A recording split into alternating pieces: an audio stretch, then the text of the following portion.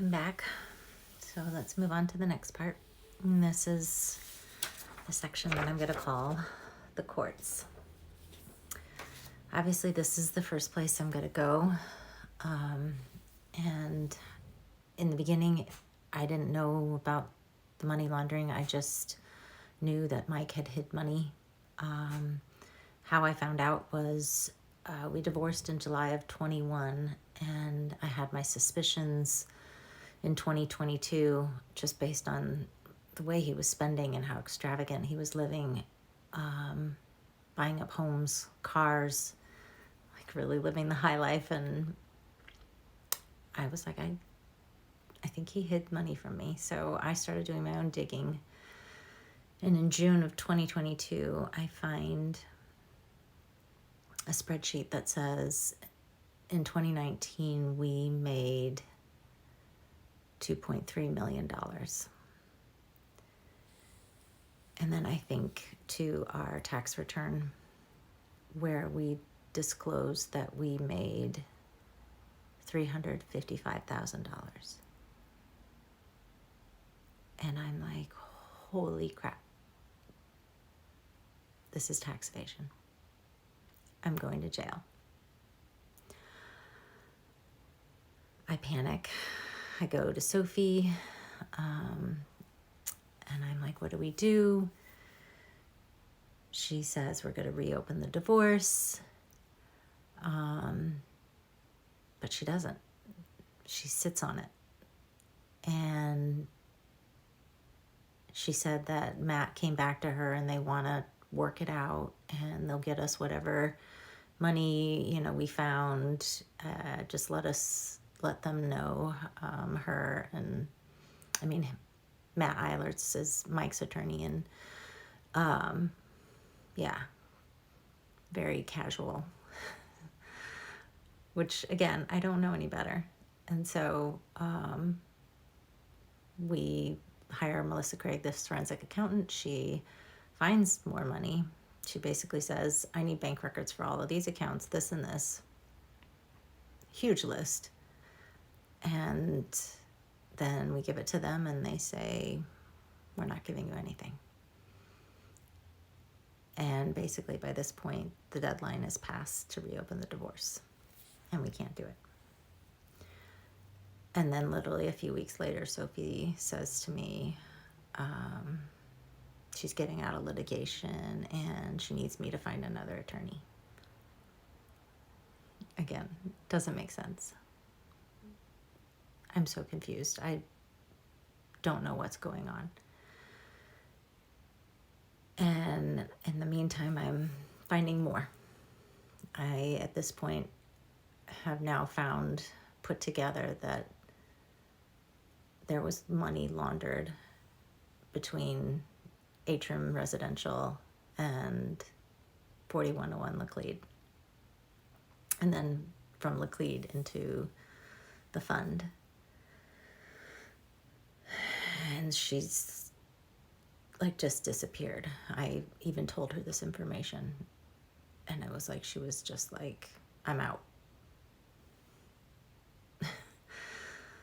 And so Melissa recommends a second attorney, Stephanie Jones, who did work or was a partner with Sophie. And so Stephanie takes on the case and she's like, okay, we're going to go into modification. You can still get the same discovery. We can still subpoena all the same bank records in modification. Okay, great. Go down that route. Around that same time, I'm having trouble with my computer and I reach out to this guy that used to share an office with us, did some IT work for us, and I'm going to him for the computer help, and he asked me what's going on, and I explained to him, and he's like, oh wow, let me help you. And he says, explains to me, okay, well, it's not just divorce fraud you're dealing with here, because I also have investments in the fund. I had 3 investments through my company. It's a partnership I have called Veritas Properties for these 30 rental homes. That's my business I manage. My partner's a guy named Roy in Boca Raton, and he invested Veritas's money in the fund, and then there was some divorce money that he invested in the fund, and then there's all this hidden money that he's invested in the fund. So all of this is corporate fraud, and I have divorce fraud. And so, he basically says, contact this attorney, he'll help you.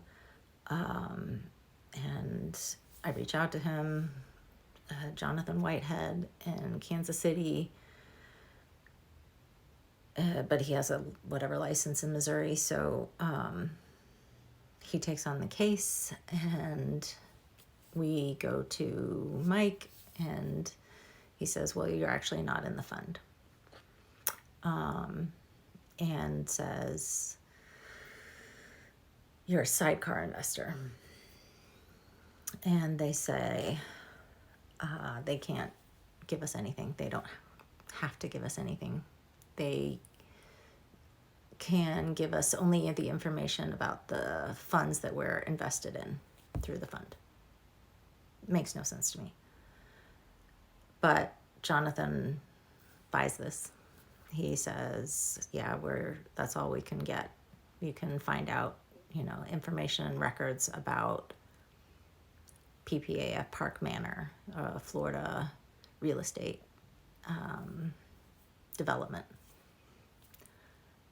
Again, it doesn't make sense why he would just agree to that so quickly. So I've got corporate case going on this side. I come back to modification case, and I'm waiting for this mandatory document exchange, which basically it's like a waiting period. They give you these mandatory documents, and then it's open game. We wait for that period, which of course they get an extension. We finally get the waiting period's over, and I'm like, okay, let's go. Let's subpoena. And let's get our discovery. And she won't file anything. Like, it was bizarre. I was like, okay, what are you going to subpoena? And she subpoenas for the bank loan records.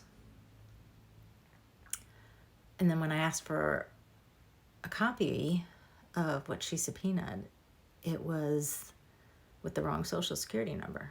I'm like, well, this doesn't do any good. What about the bank records? And she says, I'm not going to subpoena the bank records. I never told you I would subpoena the bank records. What? Yes, you did. And why wouldn't we? This is standard procedure for a modification. And she said, I'm not going to risk my career to file for these bank records. It makes no sense. I asked to meet with her. I start pleading with her. This is what she promised me. This is why we did all this, to get the bank records. Like, I need to see where this money is that, he's moved everything. And she refuses, outright refuses. It makes no sense.